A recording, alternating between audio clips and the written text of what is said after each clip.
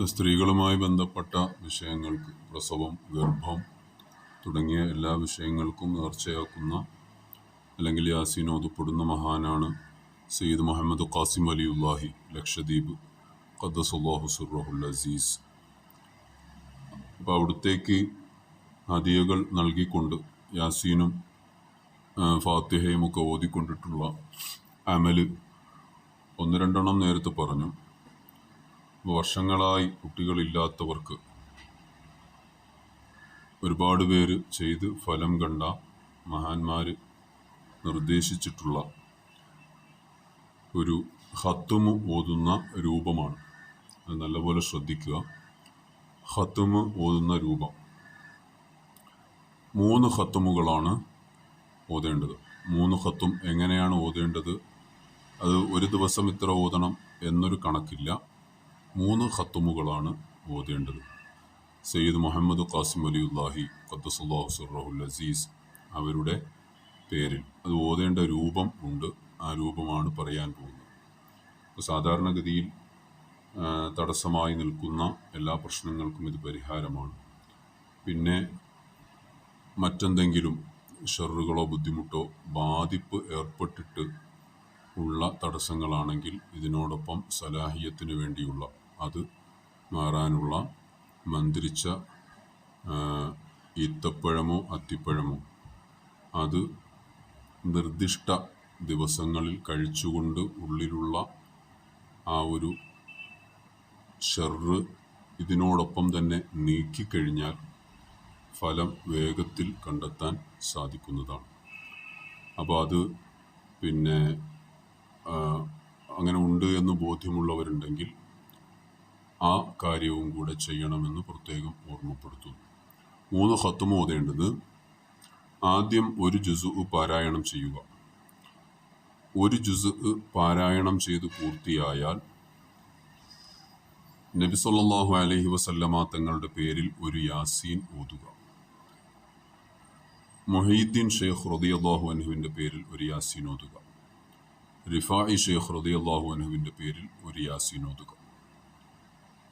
Muhammad Qasem വലിയുല്ലാഹി ഖദ്ദസല്ലാഹു സിർറഹുൽ അസീസ് അവர்களுടെയും അവരുടെ കുടുംബത്തിൽ ഉള്ള മഹാരഥന്മാരുടെയും പേരിൽ നിയ്യത്ത് ചെയ്തുകൊണ്ട് ഒരു യാസീൻ ഓതുക. അങ്ങനെ 4 യാസീൻ ഓതുക.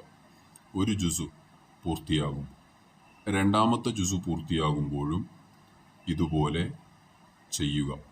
ഓരോ ജുസു പൂർത്തിയാകുമ്പോഴും ഈ 4 യാസീനുകൾ ഓതി വേണം ഖത്തുമ് പൂർത്തിയാക്കാൻ. ഒരു ജുസു ഓതി പൂർത്തിയാക്കി 4 യാസീൻ ഓതിക്കഴിഞ്ഞാൽ ഒരു ജുസു ഓതി പൂർത്തിയാക്കി 4 യാസീൻ ഓതിക്കഴിഞ്ഞാൽ മഹാനവറുകളുടെ പേരിൽ നിയ്യത്താക്കിയിട്ട് 41 രൂപ മാറ്റി പാവങ്ങൾക്ക് ഹദിയ ചെയ്യാനായി മാറ്റിവെക്കുക. അതപ്പം തന്നെ ചെയ്യരുത്. 3 ഖത്തുമും പൂർത്തിയായതിന് ശേഷമാണ് അത് ചെയ്യേണ്ടത്. അത് ചെയ്യേണ്ട നല്ല രൂപങ്ങളുണ്ട്. അത് ഇൻഷാ അല്ലാഹ് പിന്നീട് പറയുന്നതാണ്. അപ്പോൾ 41 രൂപ മാറ്റി ഒരു കവറിലോ എന്തിലെങ്കിലും മാറ്റി വെക്കുക. അങ്ങനെ ഒരു ഖത്തുമ് പൂർത്തിയായി കഴിഞ്ഞാൽ ഓരോ ഖത്തുമ് പൂർത്തിയാകുമ്പോഴും ആ ഖത്തുമ് വണങ്ങുമ്പോൾ മധുര പലഹാരങ്ങൾ ഇത് ഓതുന്നത് ഗർഭിണിയാവാൻ ഉദ്ദേശിക്കുന്ന സ്ത്രീയാണല്ലോ. അവരുടെ കൈകൊണ്ട് തന്നെ, കടയിൽ നിന്ന് വാങ്ങുന്നതല്ല, അവരുടെ കൈകൊണ്ട് തന്നെ മധുര പലഹാരം ഉണ്ടാക്കി സ്വന്തം വീട്ടിലും അയൽ വീട്ടിലും ഒക്കെ കൊടുത്തുകൊണ്ട് ഓരോ ഖത്തുമ് പൂർത്തിയാക്കുക. 1-ാമത്തെ ഖത്തുമ് അങ്ങനെ പൂർത്തിയാക്കുക, 2-ാമത്തെ ഖത്തുമും അങ്ങനെ പൂർത്തിയാക്കുക, 3-ാമത്തെ ഖത്തുമും അങ്ങനെ പൂർത്തിയാക്കുക. ഇങ്ങനെ 3 ഖത്തുമുകൾ പൂർത്തിയാക്കുന്ന ഒരു അമലാണ് ചില മഹാന്മാർ രേഖപ്പെടുത്തി അവരുടെ വാമൊഴിയായി പറഞ്ഞു തന്ന് കാണുന്നത്. അപ്പോൾ ഇത്തരത്തിൽ ഓതി പൂർത്തിയാക്കുക. നല്ല ഈമാനോടെ നല്ല നിയ്യത്തോടുകൂടെ ഓതുക. അല്ലാഹു സുബ്ഹാനഹു വ തആല ഫലം നൽകും മഹാനുഭാവൻ്റെ ബർക്കത്ത് കൊണ്ട്. പറഞ്ഞതുപോലെ തുടക്കത്തിൽ പറഞ്ഞ ആ കാര്യവും കൂടെ ശ്രദ്ധിക്കുക ഇൻഷാ അല്ലാഹ്.